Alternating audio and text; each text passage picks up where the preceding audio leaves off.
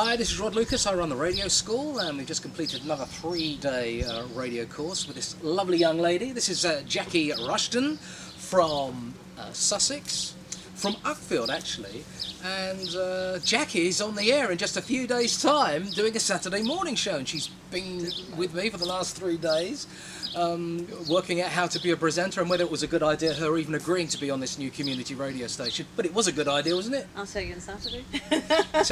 Tell me on Saturday, yeah. So, you've never done radio before? Never, nope. You've got this community radio show which is going to go out on 105 FM. It is, yep. On Uckfield FM. Tell me, if you will, what you thought about radio presenters before you even started doing any radio presenting. They were just somebody that I listened to in the background when I was in the car, when I was in the house. You know, I've always got the radio on, but it's never something that I had paid special attention to.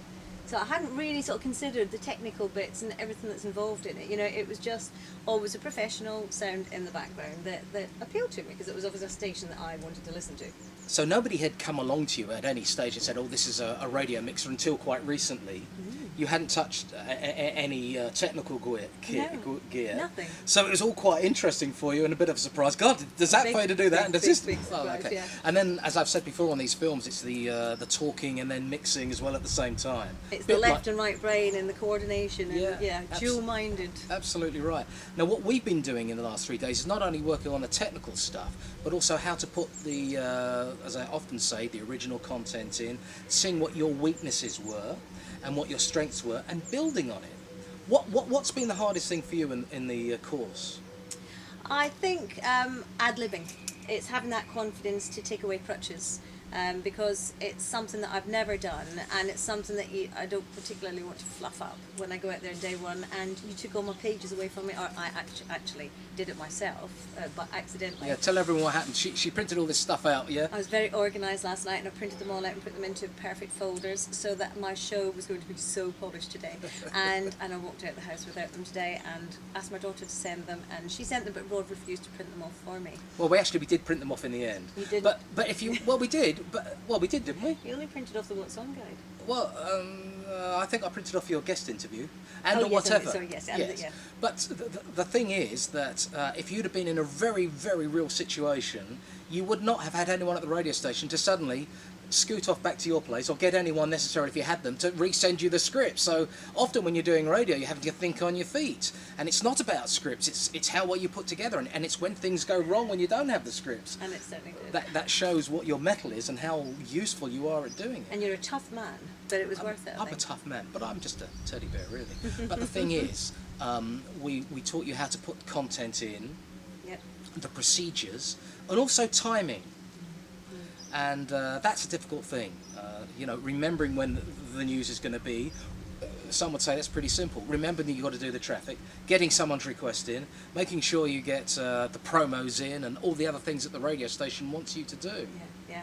And I think the other thing was, I think actually the biggest thing was, probably going back, just rewinding there, the biggest thing was the content, actually. Because I had no idea what to put in as content before, you know, and I had no idea how to make it relative to what I was, my audience, you know. So I think what you've done is shown me how to collect information and make it all...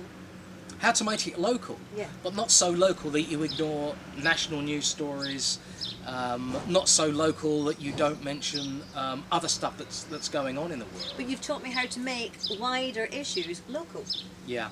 Which is great, you know, and how just to fill that show, that content, with things that are going on in everyday life, things that I hadn't really thought of before. And the other thing is that, of course, to a degree, you'll have a playlist to work from. Each show that you do will have its areas that you have to concentrate on. It might be a pre-programmed selection of music, or keep to the barriers. I mean, your show, first of all, is nothing but #1 songs. Yes, Not #2 songs or any other songs, but that kind of straps you a bit. Yeah. So you have to do your research into the #1 song. Yeah. And I hadn't realised that, actually, when we were deciding on titles for the show. And if I had come to you beforehand, I'd have then realised how restrictive that was going to be. But it's too late now, obviously, for the short term anyway, to change that. You did a phone call, you know, you had someone ring in, you've done an interview, you've prepared your own material, we've done some outside interviews, how to make recorded interviews sound like they're being done as if they're live. Yeah. To remember that if you record it on a Tuesday afternoon, it's being played out on a Saturday. You remember that, and also prompt the guest to remember that, and hear the edit points as they occur at the time. Yeah, which is really important. I can't believe we crammed so much into 3 days. We did cram a lot into 3 days. I'm absolutely exhausted. I'm glad you are. Well, as we sit here in the walled garden of the radio school, having your with a well-deserved cup of tea. Your green tea. My green tea, yeah. You're looking ahead to the future. You're thinking about, where is this all going to take me? Do you feel better prepared now that you've been to see me for your first day on air? I actually feel I'm ready and I'm itching to get on air on Saturday, whereas before this I was really, really, really worried about it. You know, to the extent I was sort of wondering whether I had done the right thing or not, but absolutely feel confident and really itching. Well, in a parallel universe you didn't, and you know, would have awaited all the fates that were going to come your way. Not least of all, you keep leaving the microphone open. First thing in radio is say what you've got to say and close the microphone before some nitwit comes in and says something you don't want to be broadcast. If nothing else, it'll be the one thing that I do on Saturday morning. And remember to go into the news. Yeah, that helps as well. But it's difficult. Just getting those two parts of the brain working at once and thinking about everything is... Yeah. But I will be focused. You've taught me how. How did you feel about your mindset as far as getting original content? Stuff that not everyone else has got from the front page of the Daily Mirror or the Daily Mail or crib sheets, program prep services. Yeah. It's getting your own take on things. It is, isn't it? And it's thinking about how you'll link that in. So, you know, it's something that you might just talk to your best friend about, but it's how you can link it in, make it relevant, make it interesting, all of these things really. Yeah, and the other thing is, of course, you know, as your music's playing, thinking about when am I going to get a chance to link that in. Well, absolutely, and you're terribly enthusiastic, and you're going to go and do this radio show, because the future of radio is this local community micro radio. You know, if you can win on anything, you can win on being local. But it's all that future that's got ahead. You won't always necessarily be at Upfield, and if you did, that would be fine, but you may be going on to other things, and they might be requiring other types of programming, whether it's inside, outside, and the rest of it. So what would you say to somebody else, a female watching this now, if they want to go into radio?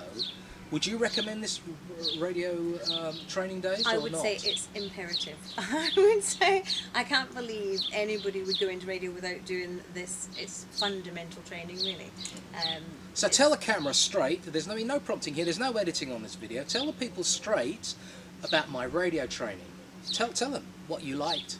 What I liked was Rod's absolutely straight to the point. There's no messing around. He says it as it is, and it's right from absolutely everything, from the basics right through to how the station works, to actually the practical side, the technical side of it, the music, the content, absolutely everything. You've been a great help, and you know, I can't believe that I would even have considered doing anything without doing this first. Yeah, so you'd recommend it? I would highly recommend it, yeah. Well, you're going to come back and do another show sometime. You set me a pretty... You were mad enough to... Yeah, you set me a pretty tall order for these 3 days. She only rang up about 2 weeks ago, and I moved heaven and earth to try and make this up. She said, help me, I'm on the air in about a week's time. And I said, what do you want me to do? She said, make me compliant for getting on the radio. Make me brilliant. But how did you even get this gig in the first place to do that without having any experience? It was fluke. Absolute fluke. I think the radio station made a mistake when they were giving out the shows, and they thought I had experience, and in actual fact I didn't. So I had to make sure that I was going to live up to their expectations, and hopefully you've done that for me. It's the only way of doing it. And to sweeten me, this is the apple for the teacher. You've got me this lovely, it's an orchid, isn't it? It is an orchid, yes. It's beautiful. Thank you very much. And that was really to say thank you so much for looking after me, and absolutely fantastic food. I mean, you just catered to all you're a vegetarian. My wacky needs and oh yeah, she's very picky. All my dietary requirements. Yeah. Well done to Ange on that. She thanks, did well. Yeah.